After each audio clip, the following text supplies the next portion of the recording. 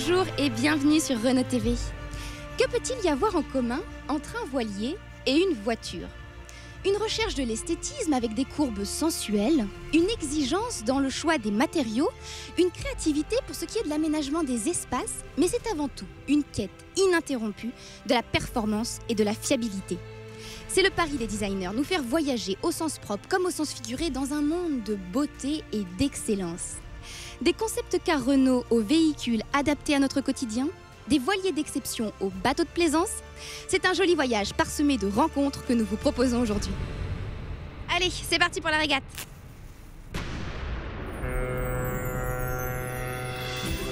Première étape, Saint-Tropez. Ville mythique, repère des stars, décor de cinéma, riche patrimoine culturel, ce charmant petit village est mondialement connu. C'est dans ce cadre éblouissant que se rencontrent Tropéziens et marins du globe le temps d'un événement magique, les voiles de Saint-Tropez organisées par la Société nautique de Saint-Tropez. Voiliers modernes ou voiliers traditionnels de plus de 100 ans vont se côtoyer pendant 8 jours. L'occasion de régater, mais aussi de fêter ces magnifiques bateaux. C'est une fête de la voile. Et il y a autant de gens, même plus, qui viennent voir les voiles, profiter de l'ambiance, voir exactement des bateaux qui sont fabuleux. Alors des anciens, des nouveaux, des bateaux, et tous des bateaux qui font rêver. C'est comme aller à un salon de l'automobile exactement, c'est la même chose. Je pense qu'il y a plein de choses qui font rêver. Moi j'ai la chance par contre de pouvoir naviguer et il y en a plein qui sont à quai. Donc voilà, et ceux qui ne sont pas venus, dommage pour vous, mais en tout cas voilà, c'est ça, ces voiles, c'est une vraie semaine de fête. C'est même, je pense, le plus grand rassemblement qui existe. Il faut quand même savoir qu'il y a, je dirais, 320-330 bateaux, qu'il y a jusqu'à 17 000 personnes sur l'eau. Personne n'a idée de cette organisation-là. Il y a des petits bateaux, il y a des grands bateaux, il y a des bateaux modernes, des bateaux de course, des bateaux de croisière. C'est magique, c'est formidable. Et Saint-Tropez a vraiment réussi une martingale unique et exceptionnelle. Et je pense que ça va perdurer pendant des années. Au-delà du spectacle, les voiles de Saint-Tropez nous permettent d'explorer l'évolution du design et des matériaux. Du voilier The Lady Anne de 1912 jusqu'au dernier né des Wally, le Hamilton. Tous ont pour but d'être le plus rapide sur l'eau grâce à la seule force du vent. Une équation magique que les architectes navals ont tous hérité du célèbre William Fyfe.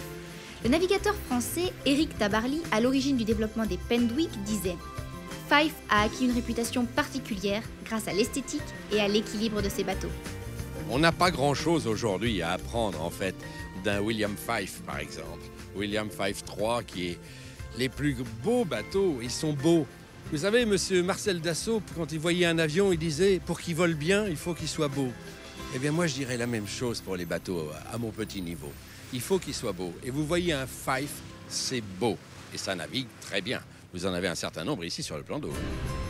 Et nous avons eu la chance de monter à bord de l'un de ces nombreux voiliers. Son nom, Véronique. Récompensé en 2011 par le prix du yacht de tradition de l'année, le voilier de Hans Albrecht nous a dévoilé ses vieux secrets. On se trouve sur un bateau, une yole aurique de 1907, qui a été fabriqué sur l'île de Caux, en Angleterre. Il a une coupe très particulière parce qu'avec sa petite queue de mallet, il a l'arrière très enfoncé dans l'eau, très plat dans l'eau, et un avant qui monte très fort, alors qu'en général, les bateaux ont un pont à peu près droit, et l'arrière et l'avant sont à peu près à la même hauteur. Il n'y a pas de souffrance sur un bateau comme ça. Il n'y a que du plaisir. C'est que du plaisir. Que du bonheur. Et plus on a mal, et plus on est content. Parce qu'il n'y a pas de winch, c'est tout à la main. Oui, c'est vrai. Il n'y a que des palans, tout est à la main. Il faut des hommes costauds, hein? Ah oui, il faut des hommes en condition physique, et c'est que du plaisir. Vous savez qu'aujourd'hui, il y a des voiliers qui se manipulent juste avec un petit joystick. Ah oui, parfaitement, oui. Et alors c'est hyper facile, hein, même une fille peut le faire. Voilà, à condition quand même de connaître la rose des vents, de savoir d'où vient le vent. Bien sûr. Et de mettre le bateau dans sa bonne position par rapport à la position des voiles. Hein. C'est sûr, c'est quand même pas un jeu d'enfant. Faut pas l'oublier ça, hein, quand même. Classés en 2 catégories, les voiliers dits de tradition cohabitent dans le port de Saint-Tropez et sur la mer Méditerranée avec les voiliers modernes. En exclusivité pour Renault TV, découvrons quelques-uns des plus beaux voiliers du monde. Ces bateaux titanesques représentent ce qui se fait de mieux. Quand la force physique est remplacée par des ordinateurs ultra perfectionnés, quand le bois est remplacé par la fibre de carbone, le monde du nautisme écrit une nouvelle page de l'histoire de la voile. Ces voiliers sont un peu comme des concept-cars, des modèles uniques à la pointe de la technologie et du design.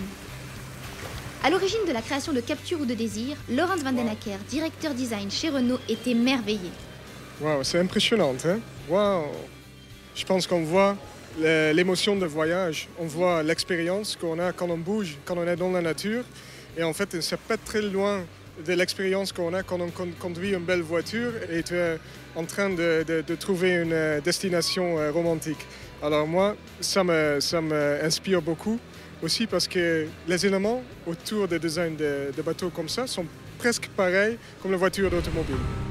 Les voiliers d'exception, une source d'inspiration pour l'automobile. Si Laurens van den Akker l'avoue, Antoine Genin, directeur design intérieur et couleur et matière, est lui inspiré par les voiliers de compétition.